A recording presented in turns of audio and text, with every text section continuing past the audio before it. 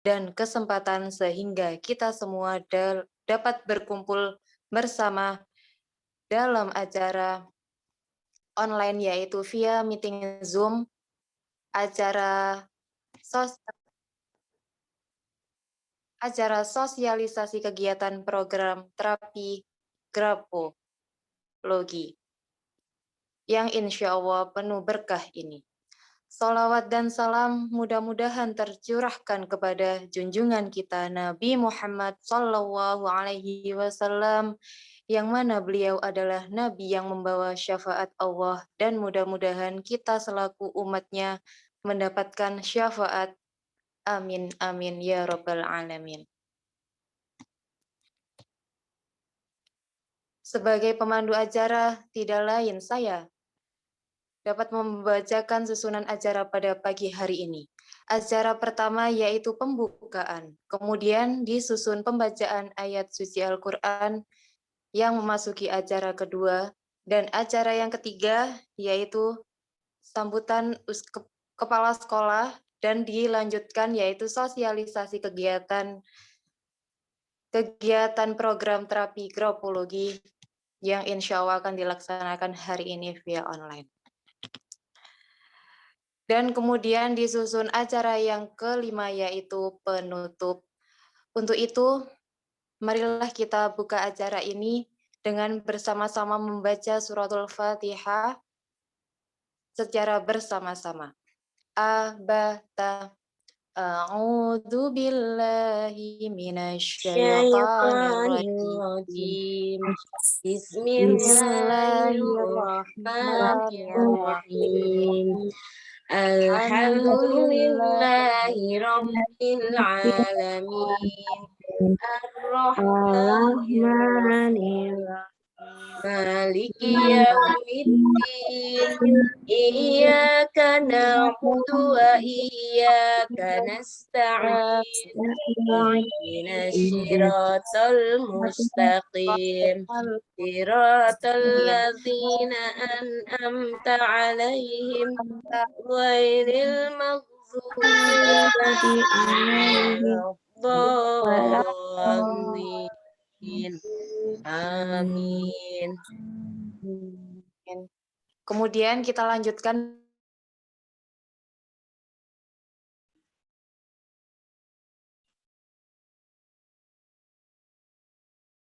Amin amin ya rabbal alamin. Kemudian kita lanjutkan bersama-sama murajaah surat Ad-Duhan ya Bunda. Abata.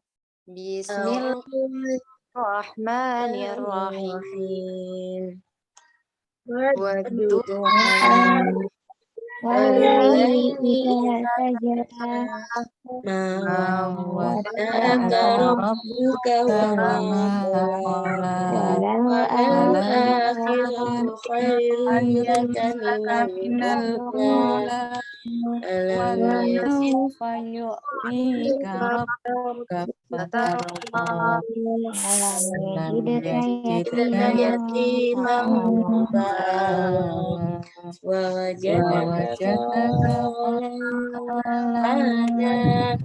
ووجدك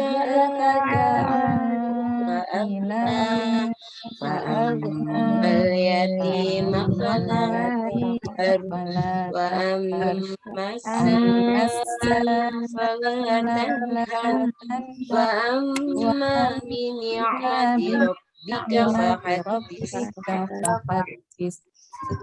Wadaqallahul azim. Allahumma arhamna bil Quran. Semoga apa yang telah kita baca menjadi syafaat bagi kita semua. Amin amin ya rabbal alamin. Acara selanjutnya yaitu langsung saja sambutan kepada Ustazah Mei dan dilanjutkan sosialisasi kegiatan program terapi grafologi. Kepada beliau saya persilahkan. Baik, terima kasih Ustazah Fani. Assalamualaikum warahmatullahi wabarakatuh. Waalaikumsalam warahmatullahi wabarakatuh. Alhamdulillahirabbil alamin. Allahu akbar, Allahu akbar, Allahu akbar. Asyhadu an la ilaha illallah wa asyhadu anna Muhammadar Rasulullah. Allahumma sholli ala sayyidina Muhammad wa ala ali sayyidina Muhammad. Allahumma tu'til mulka man tasya wa tanzi'ul mulka mimman tasya wa tu'izzu man tasya wa tudhillu man tasya biyadikal khair innaka ala kulli syai'in qadir. Amma ba'd. Yang dirahmati Allah, ayah bunda yang hari ini telah hadir di ruang Zoom dan juga para wali kelas yang mendampingi para ayah bunda yang berbahagia. Pertama-tama marilah kita ucapkan puja dan puji syukur kehadirat Allah Subhanahu wa taala karena tentunya tanpa kuasa dan ridhonya kita tidak akan mampu berada di sini. Kita tidak akan bisa berada di ruang Zoom meeting ini. Dan kedua kalinya sholawat serta salam kita aturkan kepada junjungan kita Rasulullah Muhammad Sallallahu Alaihi Wasallam. Berkat suri teladan dari beliau kita bisa menikmati nikmatnya Islam yang rahmatan lil alamin. Dan semoga kita semua di sini dimampukan oleh Allah untuk istiqomah iman kepada amin amin Allahumma amin. Ketiga kalinya saya ucapkan terima kasih kepada ayah, bunda yang hari ini telah hadir memenuhi undangan mendadak kami yang sebenarnya ini tidak ada di program karena memang ini adalah program tambahan. Namun karena kami rasa program ini sangat baik untuk anak-anak, maka kami berusaha untuk melaunchingnya di tahun ini dan insya Allah di tahun-tahun berikutnya akan selalu kami adakan gitu ayah bunda. Baik ayah bunda, agar tidak lama-lama acara ini seriosan nih, serius tapi kita santai. Yang akan saya sampaikan ini bukan dari saya sendiri tapi ini dari pakarnya. Nah, saya ini hanya meneruskan informasi yang mana mengapa ini harus disampaikan karena butuh panjenengan semua untuk dapat melaksanakan program ini karena pendampingan lebih maksimal itu dari orang tuanya. Gitu nggak ya Bunda? Mungkin sambutan dari saya cukup itu dan terima kasih. Saya akan lanjut langsung ke materi yang akan saya sampaikan. Saya akan share screen dulu, ayah bunda. Bismillahirrahmanirrahim.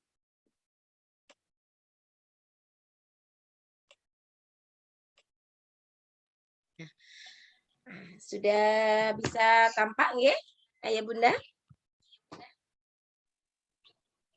Boleh di-unmute untuk bisa menjawab? Bisa, Us. Baik, Sudah. alhamdulillah. Baik, ini adalah Anahel Grafo Parenting Workshop. Nah, ini belum saya hilang nih workshopnya Bunda. Jadi ini hanya webinar ya, hanya seminar karena kita tidak mempraktekkan langsung. Kalau kami kemarin waktu pelatihan tanggal 28 Agustus kemarin itu kami workshop, kami melakukan langsung. Tapi ya begitu, waktunya panjang sekali dari pagi sampai sore hari kalau nggak salah jam 5 ya Ustazah Fani ya. Sampai jam berapa kemarin? Jaza jam 5. Nah, sampai jam 5 ya. Jadi ini beberapa saya pangkas ayah bunda. Kalau kemarin kami dapat materi itu dari playgroup TK, SD, SMP, SMA gitu ya. Jadi sampai dewasa juga, sampai cybernetik ya, Ustazah Fani ya, sampai untuk orang dewasa juga. Tapi karena kali ini ayah bunda adalah wali murid SDI, Anahel, maka saya pangkas-pangkas yang sekiranya perlu untuk anak-anak kita. Jadi materi ini dari grafologis, namanya Coach Jaya, kami memanggilnya Coach Jaya, nama lengkapnya Jaya Saputra, bersertified handwriting analyze. Jadi beliau ini bisa menganalisa tulisan tangan dengan cepat ya, karena memang beliau memfokuskan diri di hal grafologi. Dan akan saya sampaikan di sini, semoga bermanfaat untuk ayah bunda. Bismillahirrahmanirrahim. Selamat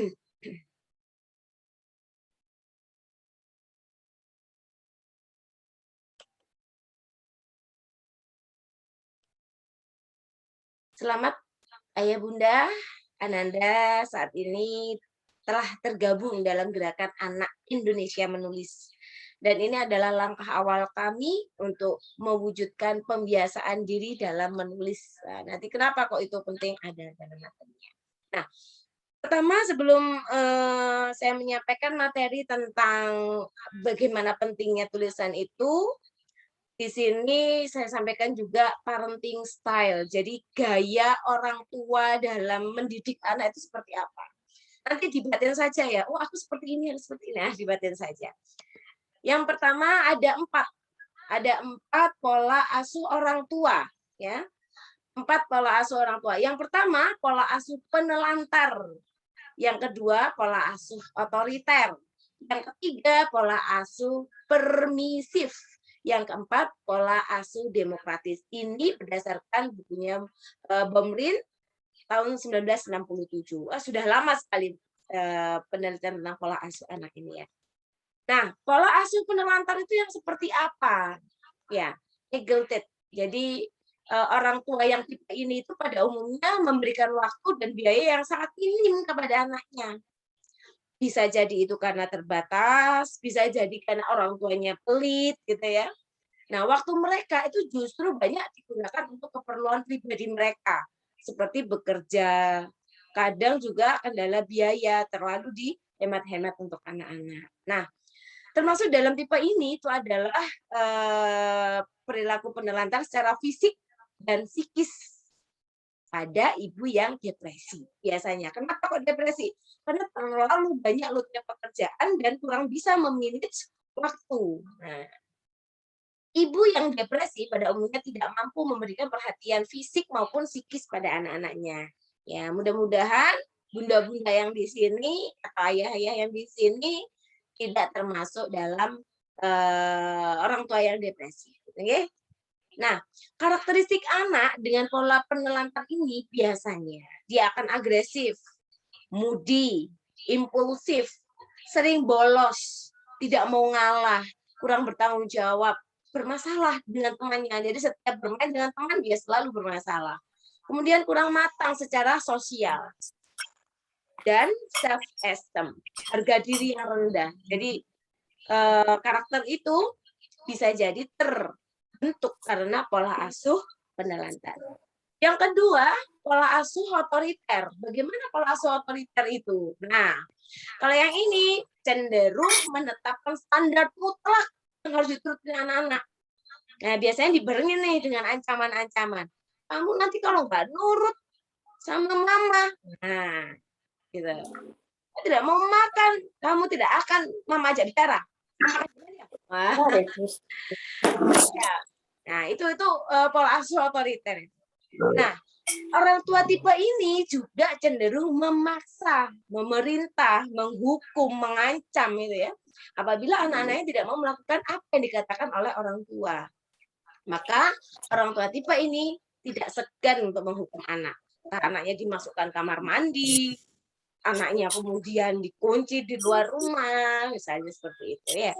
Orang tua tipe ini juga tidak mengenal kompromi, nggak mau tahu apa alasan anaknya. Sebenarnya kamu nggak nurut orang tua, ya sudah kamu dapat hukuman. Nah, dalam komunikasi biasanya bersifat satu arah dari orang tua ke anaknya.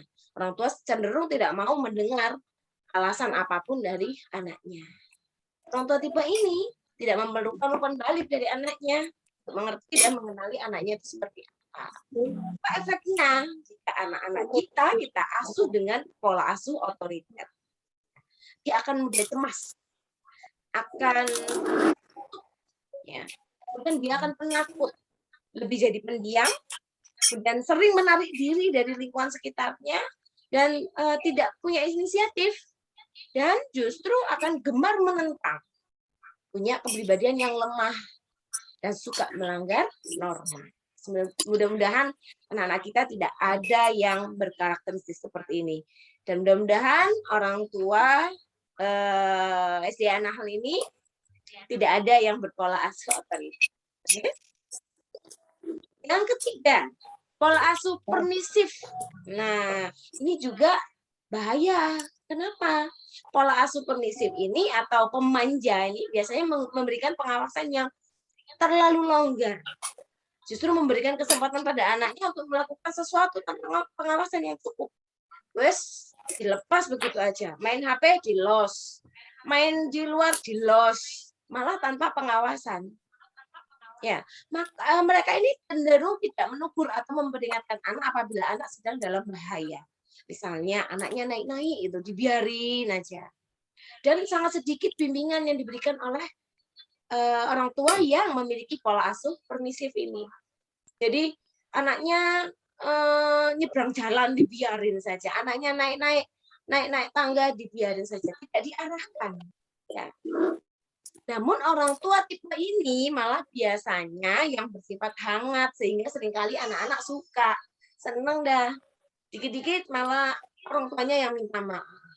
Ya, kita boleh minta maaf, boleh, tapi tidak selalu kita yang mengalah dengan anak. Apa sih efeknya kalau pola asuh kita itu adalah permisif? Nih, karakter anak dengan pola asuh permisif itu dia akan manja, agresif, impulsif, tidak patuh, kurang mandiri, kurang percaya diri. Maunya dia menang sendiri. Setiap kali ngobrol dengan yang lain, dia akan menang sendiri. Dan jelas akan kurang matang dalam sosialnya. Itu ya. Nah, pola asuh demokratis ini menurut saya pola asuh yang paling tepat. Ya. Pola asuh demokratis ini adalah pola asuh yang memprioritaskan kepentingan anak, akan tetapi tidak ragu mengendalikan mereka. Jadi kayak kita main layangan ya, ya dilepas, ditarik, dilepas, ditarik, bukan di-los terus. Ya, kalau kita main layangan di-los terus, belayang nanti ya. Kalau ditarik terus, pedot nanti. Begitu kan kalau kita bermain layang-layang itu ya. Nah, orang tua dengan pola asuh ini bersikap rasional, selalu mendasari tindakannya pada rasio atau pemikiran-pemikiran. Nah, orang tua tipe ini juga bersikap realistis terhadap kemampuan anak. Anakku ini nggak mampu kalau dipaksakan harus pintar matematika, harus pintar bahasa, harus pintar Al-Quran, harus hafal 30 juz. Tidak seperti itu, tapi justru menyesuaikan dengan kemampuan anak. Dan tidak berharap yang berlebihan, yang melampaui kemampuan. Nah, orang tua tipe ini juga memberikan kebebasan kepada anak untuk memilih dan melakukan suatu tindakan dan pendekatannya kepada anak juga bersifat hangat. Jadi orang demokratis ini, orang yang memiliki pola asuh demokratis ini lebih sering mengajak anak itu komunikasi. Maunya apa gitu ya. Adik maunya pakai baju yang mana? Yang ini atau yang ini? Nah, dia selalu memilih. Jadi pola demokratis ini lebih ke anak-anak SD ya, itu masih kita sodorkan sebuah pilihan. Kalau sudah SMP baru sifatnya 50-50. SMA baru 50. Kalau masih SD nih, misalnya nih, adik mau sekolah di SDI Anahal atau di SDI A, B, C, milih yang mana? Nah, yang mana empat-empatnya ini adalah sekolah Islam misalnya. Nah, ini adalah pola asuh demokratis. Kita nggak usah langsung, udah kamu pokoknya sekolah di SDI Anahal, di sana hafalannya banyak. Nah, seperti itu. Tapi justru kita ajak mereka untuk berpikir dan memilih. Nah, itu pola asuh demokratis. Nah, untuk karakteristik anak dengan pola asuh demokratis itu dia akan bisa mandiri, dapat mengontrol diri, mempunyai hubungan baik dengan temannya kan dia sering diajak komunikasi oleh orang tuanya. Sering diajak komunikasi ini tidak hanya orang tuanya yang ngomong, tapi mereka dipancing untuk berbicara kepada orang tuanya dan mampu menghadapi stres, mempunyai minat terhadap hal-hal baru serta kooperatif terhadap orang lain. Nah, ini yang penting. Nah, kalau kita melihat dari karakteristik anak dengan pola asuh yang pertama tadi apa? Apa Bunda yang pertama tadi? Coba saya kepingin dengar nih. Kan sudah muncul 4 pola asuh. Coba siapa saya pengen tahu yang raise hand? Ada yang mau raise hand? Sebelum saya lanjutkan. Nah, saya mau ada yang raise hand nih. 4 pola asuh. Oke, Budita. Silakan Bu Dita. Pola asuh penelantar, pola asuh otoriter, pola Ya. asuh demokratis. Satunya apa? Ayah. Ayo. Yang satu saya yang Ayo. saya lupa yang Ada satunya. hadiah khusus ini nanti dari saya kalau bisa empat-empatnya. Coba. Ini sudah ada bocorannya satu. Nah, ini dulu saya gini kan. Ayo, siapa yang bisa? Bisa menyebutkan ada lagi tuh. Siapa ini yang raise hand ini? Yang raise hand kedua, Bu Dina. Monggo Bu Dina. Oke, yang pertama pola asuh apa ya tadi? Nggak harus surut, nggak apa-apa. Nggak harus surut kok ini. Pola asuh penelantar. Terus? Yang terakhir pola asuh penelantar, pola asuh permisif, pola asuh demokratis, dan Terus? pola asuh otoriter. Iya, kita lihat ke atas. Kita lihat, biar sama-sama tahu nih. Nah, betul semuanya. Penelantar, otoriter, permisif, dan demokratis. Ya, tepuk tangan dong untuk Bu Dina. Oke, dicatat ya. Ustazah, dicatat tolong yang hari ini saya janjiin hadiah. Nggak tahu nanti hadiahnya apa ya. Baik, akan saya lanjutkan. Tadi ya, ini masalah anak. Masalah anak itu apa saja sih? Nih, yang pertama adalah berbohong. Sebentar. Ini siapa yang lagi bermain anonet saya ini dulu. Saya clear all dulu. Saya save dulu. Sebentar ya.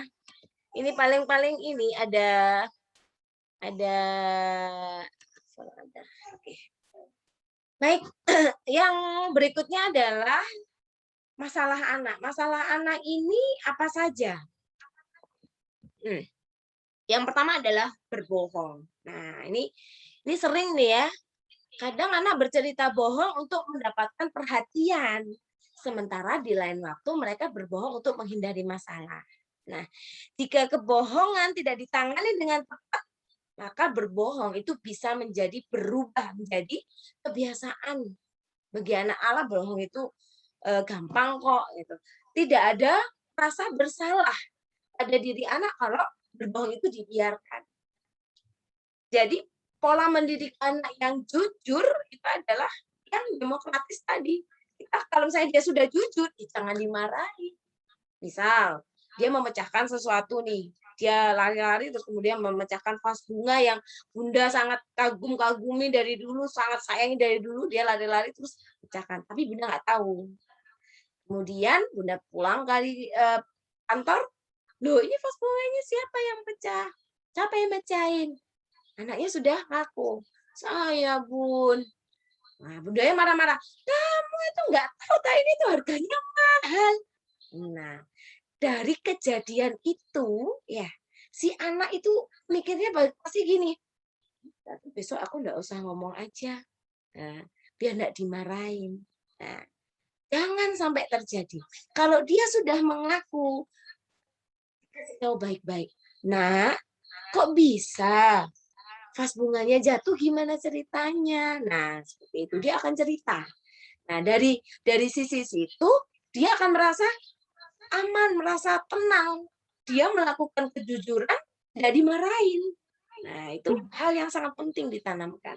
Nah, indikator grafis itu adalah double look. Jadi kalau tulisannya seperti ini bentuknya, nah, nulisnya begini, ada bola-bola misalnya luar gini ya, berkali-kali ya luarnya. Nah, itu biasanya anaknya suka berbohong gitu. Katanya grafologis ya. Terus selanjutnya masalah yang berikutnya. Masalah yang berikutnya,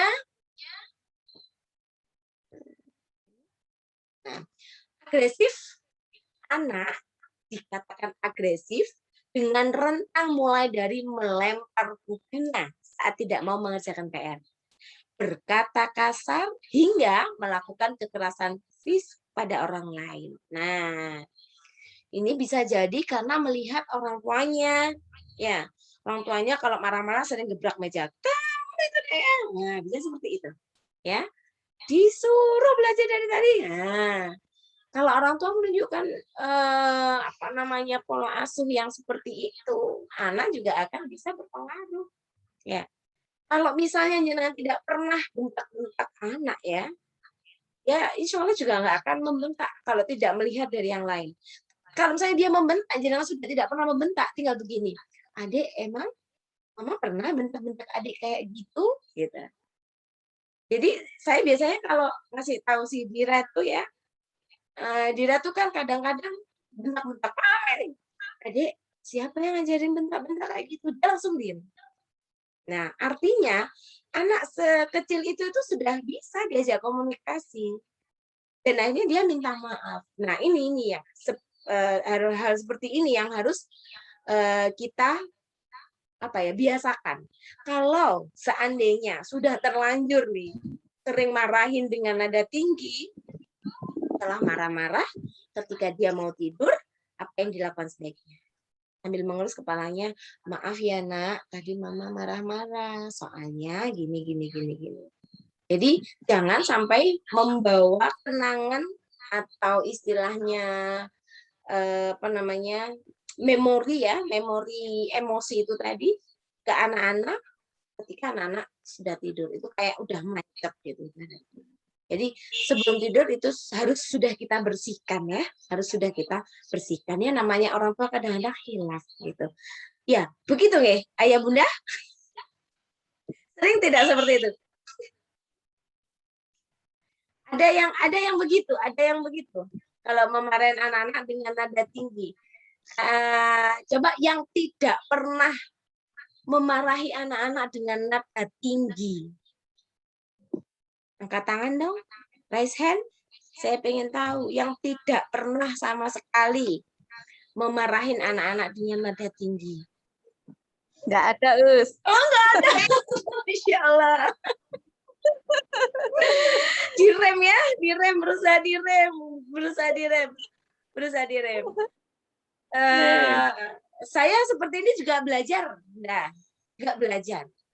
Sempat kemarin itu, ini saya sambil curhat cerita ya. Si Dira pernah 2 hari yang lalu, dia tuh goda banget. Dikit-dikit nangis, padahal dia jarang nangis. Dikit-dikit nangis. Saya bentak dia, langsung diem dia tuh, karena nggak pernah melihat saya seperti itu gitu. Nggak pernah melihat saya seperti itu. Diem langsung liatin saya. Adik, maaf ya, mama itu tadi marah. Diem. Adik mau nggak kalau mama marah lagi kayak gitu?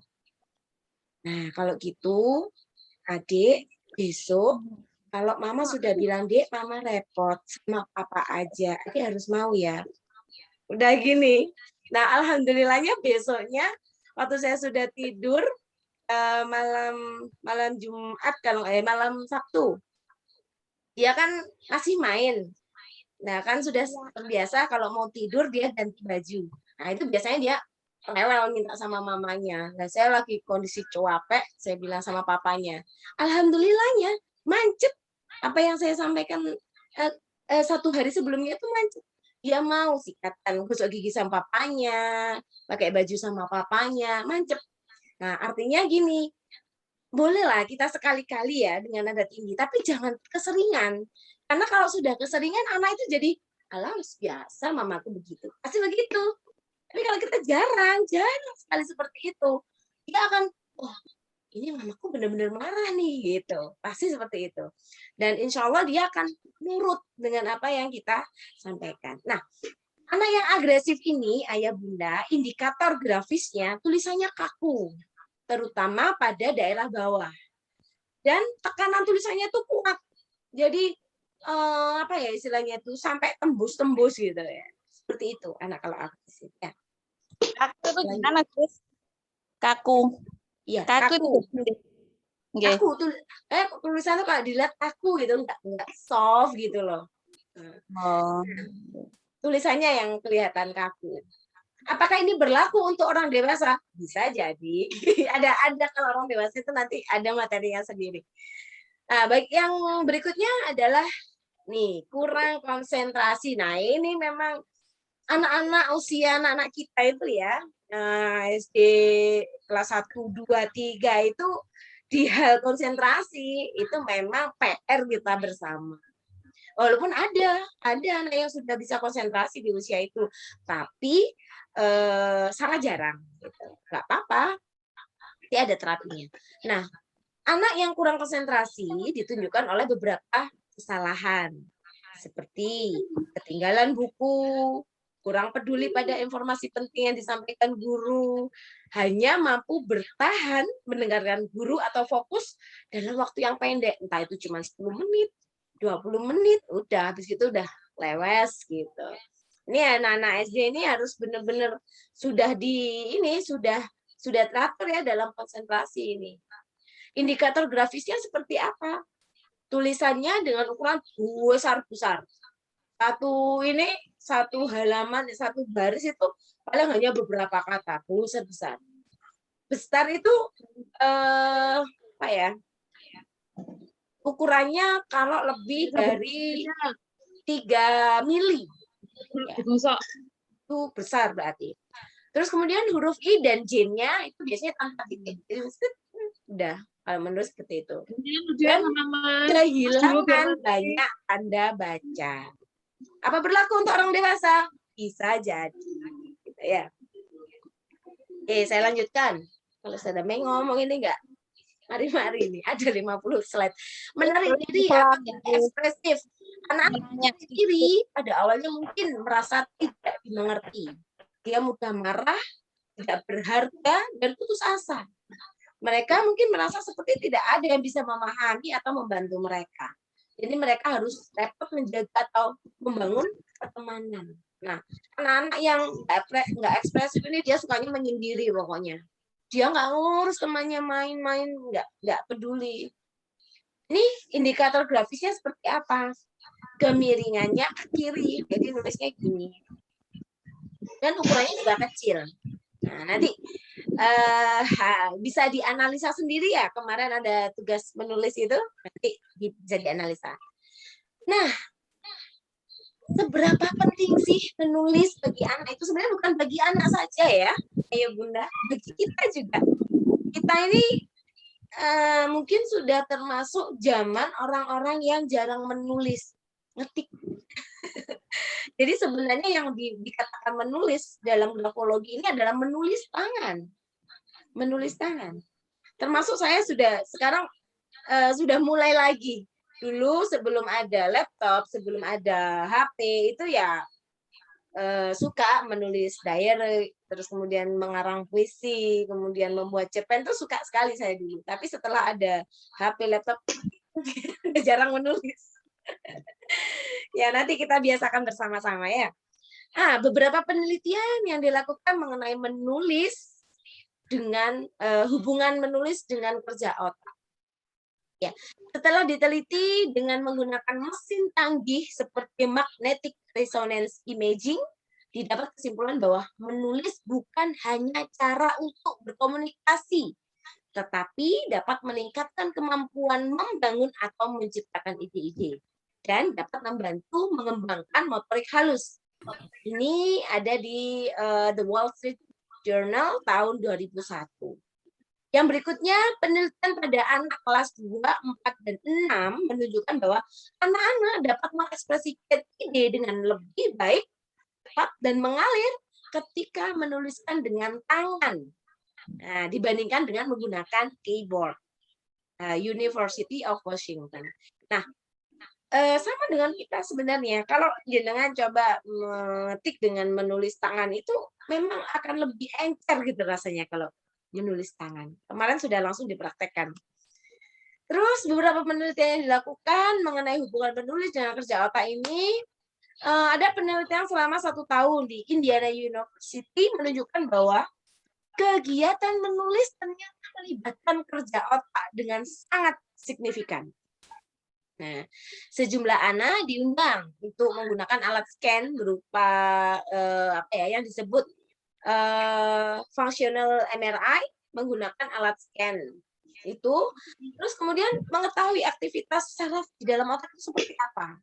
Nah, kemudian Sebagian anak diminta untuk menulis sebuah surat dengan diberikan topik dan mereka memikirkan isinya, sementara sebagian yang lain diminta untuk menulis surat dengan dibacakan konten suratnya, artinya didikte. Nah, dari dua percobaan ini, yang satunya disuruh mikir sendiri topiknya apa, silakan ditulis sendiri, yang satunya didikte isi suratnya seperti apa, harus sesuai dengan yang didikte, maka hasilnya pada anak yang menulis dengan berpikir tadi, mengekspresikan ide serta perasaannya, ternyata kerja saraf otaknya terlihat jauh lebih aktif dibandingkan anak-anak yang menulisnya tanpa berpikir. Jadi cuma menulis, mendengarkan apa yang dia tulis. Seperti itu hasil dari penelitiannya. Nah, analisis tulisan tangan sebagai alat diagnostik. Jadi kenapa kami undang orang tua murid pada kesempatan kali ini, agar kita sama-sama sinkron ya. Agar sinkron, kita sudah melaksanakan analisa, dan nanti jenengan juga bisa menganalisa tulisannya anak-anak. Setelah dikumpulkan, nanti akan kami fotokopi, kemudian kami bagikan ke orang tua, dan agar orang tua juga mencoba untuk berlatih menganalisa. Gitu. Analisis tulisan tangan sebagai alat diagnostik. Analisis tulisan tangan orang dewasa dan tulisan tangan anak mempunyai pendekatan yang agak berbeda. Indikator tetap memiliki arti yang sama, namun trait yang diterjemahkan dari tulisan orang dewasa bisa berbeda, bahkan kadang berlawanan dengan interpretasinya pada tulisan tangan anak. Nah, ini beberapa hal yang perlu diketahui. Ini adalah copybook Indonesia.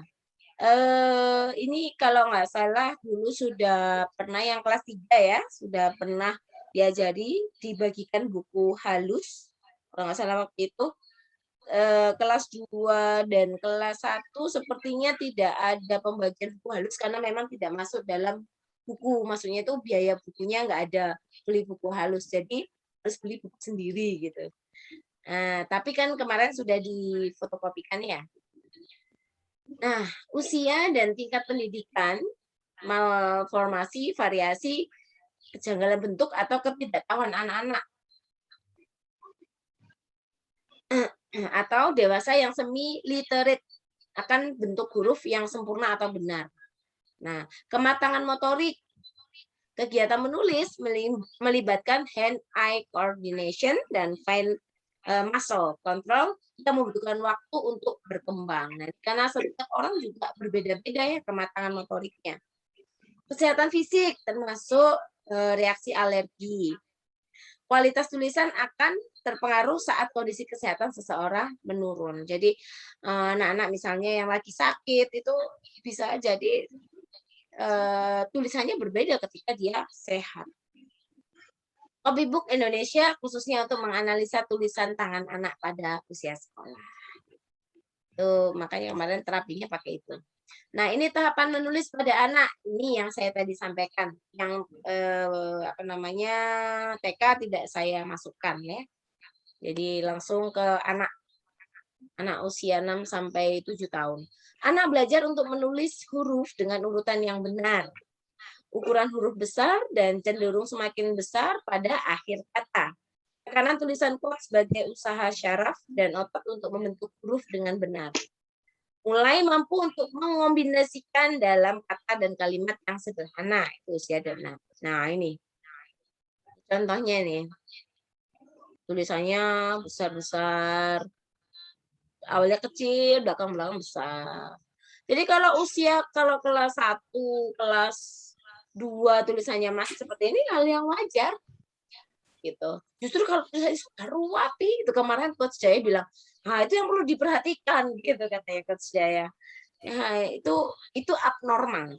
Justru anak-anak yang usia-usia segitu itu sudah rapi sekali seperti anak SMP, anak SMA itu justru dipertanyakan, begitu kata beliau.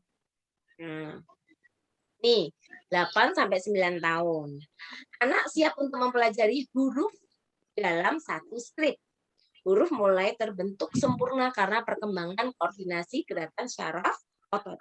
Kemiringan tulisan masih sedikit bervariasi. Tulisan anak mulai menetap sebagai karakter untuk dianalisa. Makanya pas banget, utamanya untuk kelas 2 dan 3 ya, ini sebenarnya pas banget. Untuk kelas 1 nggak apa-apa buat latihan ya. Nah, ini tulisannya sudah seperti ini. Sudah mulai terlihat lah. Walaupun naik, turun, nah itu ada artinya. Kemudian 10 sampai 12 tahun sudah mulai rapi ya.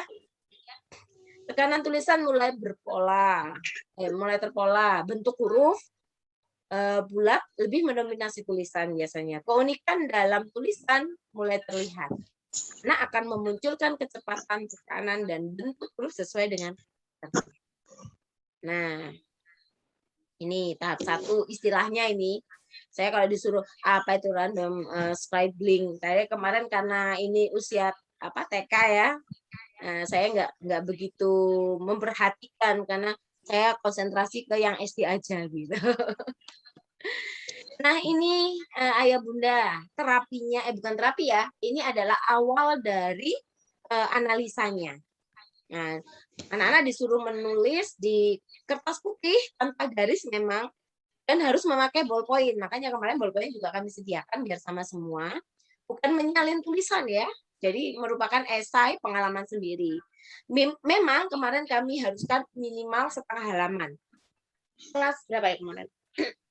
Kelas 3 kalau tidak salah. Ada yang belum selesai kan dalam satu momen itu, ada yang belum selesai setengah halaman. Jadi besok lagi harus diulangi dari halaman atas. Jadi artinya setengah halaman itu dalam satu momen. Jadi bukan hari ini seperempat halaman, besok seperempat halaman, itu tidak boleh.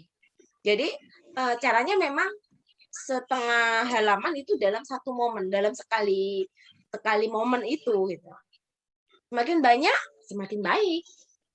Jadi semakin, misalnya itu kan minimal yang setengah halaman. Kalau anak-anak bisa menuliskan satu halaman penuh, nggak apa-apa, semakin baik. Ada waktunya? Tidak. Jadi tidak dibatasi oleh waktu harus berapa menit, harus berapa jam, tidak. Tapi harus dalam satu momen. Makanya saya katakan satu momen. Tidak dilanjutkan besoknya, itu tidak. Ya. Jadi dia sekali menulis. Terus kalau misalnya ke kamar mandi, boleh kalau cuma sebentar saja. Minum boleh, tapi kalau sudah lewat hari, ya tidak boleh. Ya. Nah, ini kalau untuk kita kan ada tanda tangan dan nulis nama, terus huruf besar dan huruf kecilnya tampak. Gitu. Nah, metode grafologi ini atau mistik vs Gestalt. Itu metode, kalau atau mistik itu adalah metode Prancis, itu diuraikan dan diuji terpisah. Terus direkonstruksi lagi untuk dibaca keseluruhan. Ini artinya itu apa ya, isinya itu juga dianalisa. Ini biasanya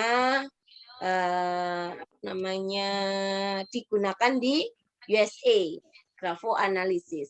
Kalau Gestalt itu metode Jerman, itu secara holistik menganalisa gambaran tulisan secara menyeluruh. Jadi singkat aja. Kalau atau mistik itu sampai isi-isinya cerita seperti apa biasanya, reskrim, bareskrim, apa itu ya, kepolisian itulah. Nah, itu menggunakan metode atau mistik ini untuk mengetahui ini tersangka ini benar-benar melakukan atau tidak. Jadi diminta untuk menceritakan kronologisnya atau menuliskan alibinya. Nah, para grafologis itu akan mengetahui dia alibinya beneran atau alibi itu berbohong, itu akan mengetahui. Jadi yang digunakan untuk menganalisa secara detail seorang yang tersangka itu menggunakan atau mistik biasanya. Kalau Gestalt itu hanya untuk ini karakternya begini, seperti itu. Cara menyeluruh saja, gambaran umumnya saja. Dapat terapi bentuk karakter anak menulis tangan. Nah, melalui tulisan tangan. Gini, ayah bunda, kemarin anak-anak kita sudah diminta untuk menuliskan yang mengerjakan di lembaran itu ya. Nah, di situ nanti guru-guru akan menganalisa akan menganalisa tulisan anak-anak dan nanti hasilnya akan disampaikan ke orang tua. Nah, ada terapinya. Nah, penelitian yang berhubungan dengan grafoterapi, Dr. Pierre Janet dan Charles Henry di Sorbonne, Paris, melalui penelitian grafik psikoterapi yang sangat sukses pada tahun 1929. Jadi beliau yang mengawali ya. Paul Deste yaitu penulis Graphotherapeutis, yakni mengatakan bahwa banyak karakter dalam kepribadian seseorang yang dapat diperkuat atau diperlemah melalui tulisan tangan. Setelah kepindahannya ke Amerika, Paul Deste mengabdikan diri untuk menjadi graphoterapis, baik private maupun psikologi klinik. Jadi memang terapi karakter itu bisa dari tulisan. Kemudian Dr. Camille Streletsky dari Prancis tahun 1950 membuktikan grafoterapi dapat digunakan untuk menyelesaikan masalah depresi, perasaan tidak aman, kegelisahan, ketakutan, kurang konsentrasi, dan anoreksi. Di Jerman, grafoterapi telah digunakan dengan sukses dalam clinical setting untuk pasien yang mengalami masalah anoreksia, learning disability, neurotic children, bedwetting, dan masalah lainnya. Ini, grafoterapi adalah terapi yang sangat powerful dan efektif yang pernah dirancang untuk merubah karakter atau kebiasaan buruk dalam pikiran bawah sadar seseorang menjadi sebuah pola baru yang baik. Grafoterapi memberikan kekuasaan pada pikiran sadar seorang untuk membuang semua pola yang buruk, ini untuk orang dewasa bisa ya, yang mempengaruhi kehidupan sehari-hari dan dengan sadar menentukan apa yang ingin kita capai. Yang melakukan terapi yang diberikan oleh grafologis yang terlatih, utamanya perubahan yang kita anggap tidak mungkin, itu akan bisa berwujud. Nah, ini para orang tua saya dan di sini kan tujuannya untuk pendampingan anak. Ya, dimulai sejak kecil akan lebih baik. Nah, ini yang pesannya coach-nya ya. Jadi, maka kenapa anak-anak kami minta untuk menuliskan tadi. Seseorang yang rutin membersihkan dapurnya akan lebih ringan pekerjaannya dibandingkan dengan orang yang membersihkan dapur hanya 1 kali dalam sebulan karena kotoran tersebut telah terlanjur menumpuk dan membandel. Nah, ini saneponya itu ya kalau orang Jawa bilang. Jadi kalau kita sudah mengetahui karakter anak kita, oh anak ini emosional, udah kita terapi dari dini, dari sekarang, itu akan lebih mudah. Ilustrasi yang sama akan digunakan ketika kita bekerja dengan pikiran bawah sadar seseorang. Anak yang masih kecil akan sangat baik mengikuti program grafoterapi karena masih sedikit trauma atau karakter yang ingin diubah dibandingkan dengan orang dewasa yang telah memiliki tumpukan trauma dan pengalaman buruk dalam masa lalunya. Wah, nanti ayah benar saya gini, waduh kalau saya gini kan sudah susah Ustazah. Tapi tidak kalau kita punya niatan untuk merubahnya ya. Usia 7 hingga 13 tahun merupakan masa emas untuk membentuk karakter seorang anak sehingga anak tersebut memiliki kepercayaan diri yang baik dan kemampuan-kemampuan lain yang baik untuk membantu pengembangan dirinya. Jadi kalau usia SD itu masih bisa membentuk karakter, ayah bunda pengen anaknya berkarakter yang seperti apa, itu masih bisa dibentuk ya. Kalau golden age-nya 1-5 tahun itu juga bagus, tapi bukan dari grafologi ya, pembentukan dari pembiasaan. Gerakan yang spesifik dan berulang akan berdampak kepada perubahan struktur otak. Sebenarnya di Islam kan juga diajarkan untuk apa? Istiqomah itu loh. Nah, di sini juga sama. Berulang, spesifik dan berulang. Berulangnya itu kan ya istiqomahnya itu. Nah, itu yang perlu bantuan orang tua ya. Kami perlu bantuan orang tua. Grafoterapi itu untuk siapa? Ini menyeimbangkan energy flow. Grafoterapi untuk anak 13 tahun atau grafoterapi untuk dewasa. Nah, untuk mengubah bentuk huruf dan traits untuk memperbaiki konsep diri, perilaku, dan karakter. Kalau untuk orang dewasa, membuat bentuk-bentuk garis yang dirancang secara sistematis untuk memperbaiki masalah. Nah, ini nanti lebih detailnya ke grafologisnya. Nah, masalah dan grafoterapinya. Masalah yang kurang spesifik tidak dapat diselesaikan dengan grafoterapi. Ini ada ya. Kalau malas belajar, kecanduan game, itu nggak bisa diobati atau dibetulkan dengan grafoterapi, itu nggak bisa. Masalah yang bisa diselesaikan apa dengan grafoterapi itu? Anak yang suka berbohong, agresif, kurang konsentrasi, suka menarik diri atau tidak ekspresif. Itu.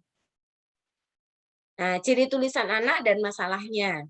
Yang berbohong tadi double look, tulisannya itu double-double gitu ya. Bunter-bunter double gitu. Kalau agresif, bentuk tulisannya kaku atau angular. Terus kalau kurang konsentrasi, tulisan dengan ukuran sangat besar. Terus huruf Q dan J-nya tanpa titik. Terus kehilangan banyak tanda baca. Harusnya titik, dia nggak pakai titik. Harusnya koma, nggak pakai koma. Paling tidak itu titik dan koma kan kalau anak-anak. Tanda seru dan sebagainya itu nanti ya. Kemudian anak-anak yang suka menarik diri dan tidak ekspresif itu kemiringannya ke kiri dan hurufnya juga kecil-kecil. Nah, nanti dari tulisan anak-anak itu ini boleh di screenshot ayah bunda untuk kita bisa menganalisa anak kita tuh sebenarnya butuh terapi masalah apa sih gitu. Ya 4 ini yang kami ya.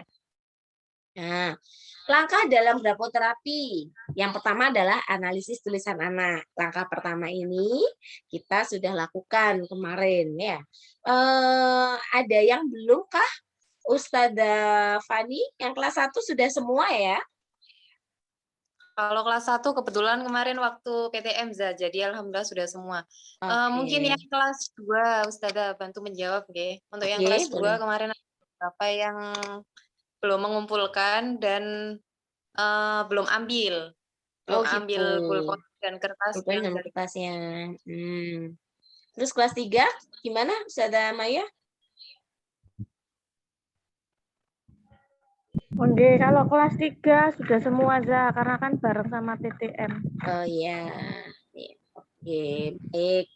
Baik, untuk yang kelas 2 bagi ayah bunda yang anaknya belum mengambil seperti itu ya, nanti di rumah itu anaknya dibiarkan menulis dalam satu momen ya, jangan diulang, jangan dilanjutkan gitu. Jadi kalau misalnya momen itu tidak berhasil setengah halaman, besok dicoba lagi setengah halaman, minimal setengah halaman. Itu langkah pertama ya. Itu baru langkah pertama. Setelah dianalisa, yang dianalisa hanya ini ya, tulisannya ada double look-nya tidak, terus bentuk tulisannya kaku atau tidak, kemudian tulisannya sangat besar atau tidak, lihat I dan J-nya bagaimana, tanda titik komanya ada apa tidak, gitu. Kemudian menarik diri dan tidak ekspresifnya itu dari kemiringnya. Miring-miring enggak? Nah, setelah kita analisa, kemudian kita pilih. Nih, kita pilih dulu nih. Pilih mana yang diubah. Sifat berbohongnya, agresifnya, kurang konsentrasinya, atau menarik dirinya. Nah, mana yang lebih dulu diprioritaskan? Silakan. Kemudian buatlah sugesti positif seperti kamu bisa melakukan ini, kamu berprestasi, kamu bisa tenang, dan lain-lain. Nah, itu bisa disampaikan ke anak-anak ketika melakukan. Anak Anda perlu melakukan latihan menulis yang disarankan setiap hari, ya. Setiap hari. Selama melakukan grafoterapi, sebutkan sugesti dalam hati atau dibantu orang tua membacakan secara repetitif. Jadi diulang-ulang. Ya, kamu pasti bisa melakukan ini. Kamu berprestasi, kamu senang, kamu anak yang hebat, misalnya seperti itu. Ya, orang tuanya harus kuat nih. Nah, terapi mau mendengarkan orang lain itu terapi huruf D, E, dan M. Kalau terapi agar emosinya stabil itu huruf A dan O. Terapi ketelitian itu huruf I. Terapi percaya diri itu huruf T. Dari situ nanti kan kita bisa lihat, oh menulis huruf D, T, sama M terapinya. Waktu terapi ini satu-satu ya, tidak langsung empat-empatnya. Tidak langsung empat-empatnya. Mau mendengarkan orang lain itu yang tadi hubungannya sama ini berbohong. Ini emosi stabil, tidak begitu agresif. Yang ketelitian itu karena dia kurang konsentrasi. Dan terakhir, percaya diri itu yang hasilnya adalah dia sering menarik diri atau tidak ekspresif. Seperti itu. Jadi terapi agar tidak mudah berbohong atau mau mendengarkan orang lain, mau jujur ya. Terapi emosi stabil itu A dan O, terapi ketelitian itu huruf I, kemudian terapi kepercayaan itu huruf T. Ini ayah bunda yang perlu saya tekankan. Nanti saya minta bantuan jenengan selama terapi, selama anak-anak terapi, itu antara 28 sampai 30 hari tanpa jeda. Jadi setiap hari, ini nih ada catatannya ya. Setiap kali terapi itu 10 sampai 15 menit. Nah, rilis dulu 1 sampai 2 menit. Boleh, nggak apa-apa. Kemudian ini tidak boleh lewat dari 2 hari, atau kalau lewat harus mengulang dari awal. Oh, berarti kalau jeda sehari boleh. Boleh mungkin ya. Soalnya tulisannya tidak boleh lewat dari 2 hari. Tapi kemarin Coach Jaya menyampaikan sebisa mungkin tidak terjeda gitu. Jadi dari 30 hari itu tidak ada jeda sehari pun untuk terapi. Misalnya si anak ini didapati kok tulisannya double ya gitu. Udah gitu kok tulisannya kaku. Jadi ada semua ini. Ya double loop, ya tulisan kaku, kemudian tulisannya besar-besar, kemudian miring ke kiri, ada semua. Nah, kita prioritaskan dulu ya, yang mana yang akan kita terapi. Jadi ini satu kali itu maksudnya satu kali terapi itu rentangnya 8 sampai 30 hari ya maksudnya ya, waktu satu kali terapi itu. Nah, itu satu-satu. Jadi anak-anak kita akan istilahnya normal kembali itu kemungkinan dalam waktu 4 bulan. Ya, 4 bulan. Kalau misalnya masalahnya di 4-4-nya gitu ya. Nah, seperti itu ya, diusahakan untuk tidak terjeda sama sekali. Nah, ini diingatkan lagi sama Coach Jaya. Ini filenya langsung dari Coach Jaya ya Bunda. Jadi saya nggak membuat lagi, saya hanya ngedel-ngedel aja. Waktu satu terapi itu selama 28 sampai 30 hari. Terapi tulis 10 sampai 15 menit setiap hari. Rilis dulu 1 sampai 2 menit. Dan tidak boleh lewat dari 2 hari. Kalau lewat harus mengulang dari awal. Jadi belum sampai. Nah, ini kan kemarin sudah dibagikan nih. Ini agar mendengar orang lain, ada tulisan D, yang ikutin itu aja. Ikutin hurufnya itu. Nah, paman pergi ke Solo. A-nya. Bale, nang bale. Nah, udah. Seperti itu, ayah bunda. Insya Allah itu yang bisa saya sampaikan pada kesempatan kali ini. Sebelum saya tutup, barangkali ayah bunda mau bertanya silakan. Saya akan jawab. Saya akan coba untuk menjawab jika saya bisa. Kalau saya tidak bisa menjawab, akan saya jadikan PR yang akan saya tanyakan ke Coach Jaya. Monggo ayah bunda yang mau bertanya. Saya persilakan.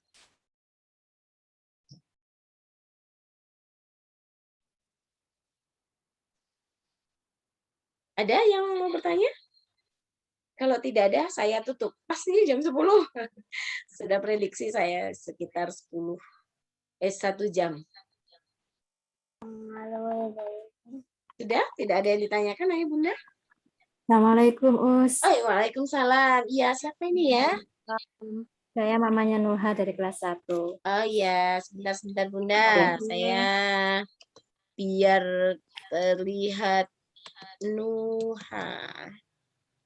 Saya silahkan. Mau tanya, ini apakah untuk terapi ini bisa dilakukan untuk anak yang berkebutuhan khusus? Bisa bunda, bisa. Bisa, Ya, sempat Kak juga. Memang kalau anak yang berkebutuhan khusus itu sebenarnya ada perlakuan khusus juga. Cuman kemarin yang diajarkan oleh Coach Jaya memang itu. Tapi nggak apa-apa kalau misalnya jenengan dapat sumber terapinya nanti atau minta wali kelasnya. Ustazah saya minta ini minta 4-4-nya buat di fotokopi gitu, fotokopi sendiri apa dicoba. Kan sebenarnya hanya menulis hurufnya aja. Ya. Mudah-mudahan bisa berhasil ya Bunda, mudah-mudahan bisa berhasil. Yes, terima kasih, Us. Oke, sami-sami Bunda. Ada lagi yang mau bertanya?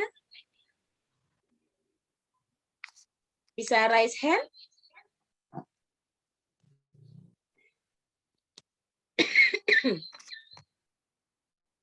Monggo Ayah Bunda, barangkali ada yang Iya, mau menanyakan mau menanyakan soal sesuatu? kegiatan. Ya. Apa sudah jelas hasil analisa Mungkin saya? nanti bisa ini. Apa, Us? Hasil analisanya masih belum ya, insya Allah pekan depan insya Allah. Karena ya jujur saja Ayah Bunda, karena kami di sini juga masih belajar, insya Allah. Alhamdulillah. Alhamdulillah. Kami masih butuh waktu agak lama untuk menganalisa. Begitu ya Ustazah Fani, Ustazah Maya, Ustazah Vita. Jadi masih butuh waktu agak lama untuk menganalisa gitu. Jadi ini dapat ilmunya langsung kami praktekkan gitu.